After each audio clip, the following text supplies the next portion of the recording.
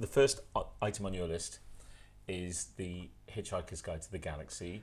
So this record, my dad would have got it from Carl Shorten Library. He got the records out, he recorded them onto tape, and then we used to listen to them on long car journeys. Yeah. So we used to go to Ireland every year when my granddad grew up, and so we did go on a lot of long car journeys, and we used to listen to Hitchhiker's Guide to the Galaxy and the Narnia stories and The Hobbit and things like that. But it's particularly the sound of the synths, and unbeknownst to me at the time, it's pretty proggy, right? And just has this amazing kind of otherworldly feel to it. But it's very specifically this LP, this one, with the Don't Panic, and this one, The Restaurant at the End of the Universe. Okay. But because the other versions don't have the same synth sounds on it, it's something to do with the American version of it. So are you saying the American version used different soundtrack components? Mm-hmm. Wow. Many versions, many versions, of which, because I'm a hoarder and collector, I have them all. But this is the particular one that has that feel to me of...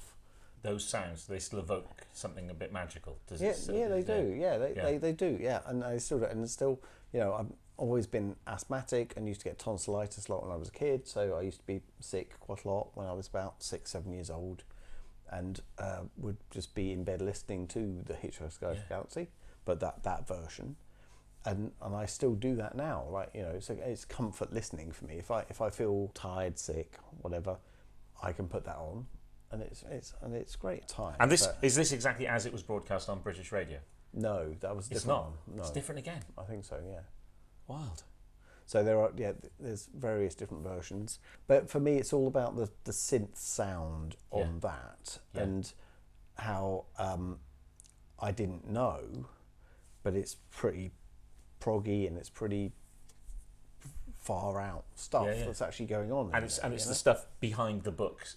When the book is being read by Peter Jones, there's sound beds behind what he's doing. Exactly. It is.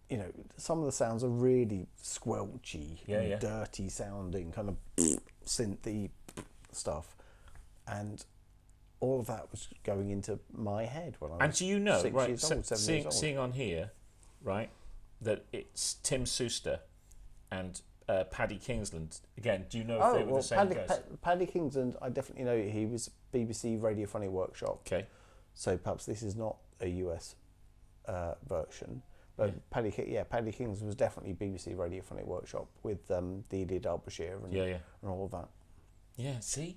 You're accidentally cool. Oh. That's the thing. That's the thing. I love the idea of these things. But no, I didn't know until you just...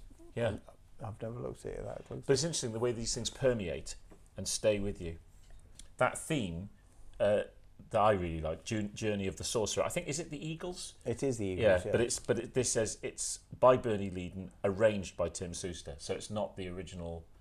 And I wonder if it's different again to the one I'm familiar with off the BBC. No, it's the same thing. Same thing. Yeah, so I didn't know that it was an arrangement. Right. I thought it was just an excerpt from the Eagles track. Okay. But no, but for me, it's all about the incremental music. Is that what you call it? Incremental? No, incidental. Incidental music. Yeah. It's those bits in the background. Where here's a word I love, right? Diegetic. Right? What's that? Diegetic music is music that's actually in the scene. Oh. Right. So if you were playing the banjo part now, of the scene. Yeah, if you were playing the banjo now, that would be diegetic music. Okay. But if there was banjo music playing while we were talking, that's incidental. That would be incidental. Wow, I've never heard that. There you go. It's a learning day.